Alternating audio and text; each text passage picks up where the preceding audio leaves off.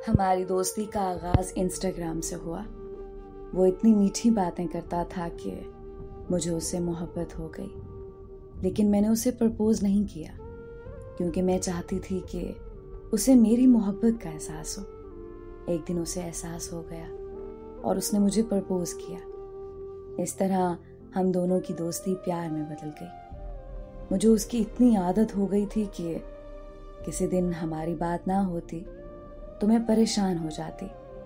वो मुझसे इतनी मोहब्बत करता था कि मुझे अपनी किस्मत पर रश्क आने लगता। वो कसमें खाता था कि वो मुझसे शादी करेगा। ऐसे ही 1 साल गुजर गया और मेरी ग्रेजुएशन मुकम्मल हो गई।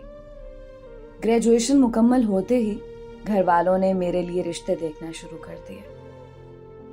मैंने उससे बात की कि मैं अपने घर वालों को हमारे प्यार के बारे में बताने लगी हूँ, लेकिन उसने मना कर दिया और कहा कि अभी सही वक्त नहीं है क्योंकि अभी मेरे घर में कुछ मसला चल रहा है। और उसने मुझे यकीन दिलाया कि वो मुझसे शादी जरूर करेगा। 1 महीने बाद मेरे कजिन का मेरे लिए रिश्ता आ गया।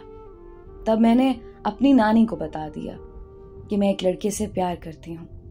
नानी ने कहा कि मेरी उससे बात कराओ, तो मैंने नानी से उसकी बात करवाई। उसने नानी से कहा कि वो कुछ दिनों तक अपने घर वालों को रिश्ते के लिए भेज देगा। नानी से बात करने के बाद वो गायब हो गया। उसने मुझसे बात करना बिल्कुल बंद कर दी। मेरे बार बार मैसेज और कॉल करने पर उसका मैसेज आया कि मेरे घर कोई मसला चल रहा है और मैं बहुत परेशान हूँ। और फिर उसने मुझे हर जगह से ब्लॉक कर दिया। मैं तहज्जुद की नमाज में रो रो के दुआ करने लगी कि उसके घर का मसला जल्दी हल हो। वक्त गुजरने लगा और घर वाले मुझे शादी के लिए फोर्स करने लगे। मैं घर वालों से लड़ाइयाँ करने लगी और कहने लगी कि थोड़ा सब्र कर लें, वो अपने घर वालों को जरूर भेजेगा। उसने मुझसे शादी का वादा किया है, वो मुझसे जरूर शादी करेगा।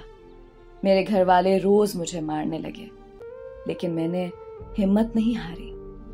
लेकिन जिसके लिए ये सब बर्दाश्त कर रही थी, वो पता नहीं कहाँ चला गया था। बहुत ढूंढने पर मुझे उसके एक दोस्त का नंबर मिल गया। उसके दोस्त से बात हुई तो पता चला कि वो तो पिछले 9 सालों से शादीशुदा है और लड़कियों के साथ टाइम पास करना उसकी पुरानी आदत है। ये सब सुनकर मेरे पांव तले जमीन निकल गई। एक धोखेबाज इंसान से मोहब्बत ने मेरी जिंदगी को बर्बाद कर दिया। उसका शायद कुछ नहीं गया, लेकिन मेरा कुछ रहा नहीं। घर वालों का मुझसे और मेरा मोहब्बत से भरोसा उठ गया और आज मैं पागलों की तरह घर के एक कमरे में कैद हूं। मुझे अब लोगों से वहशत होती है, यहाँ तक कि अपने घर वालों से भी। इतना बड़ा धोखा कोई किसी के साथ कैसे कर सकता है?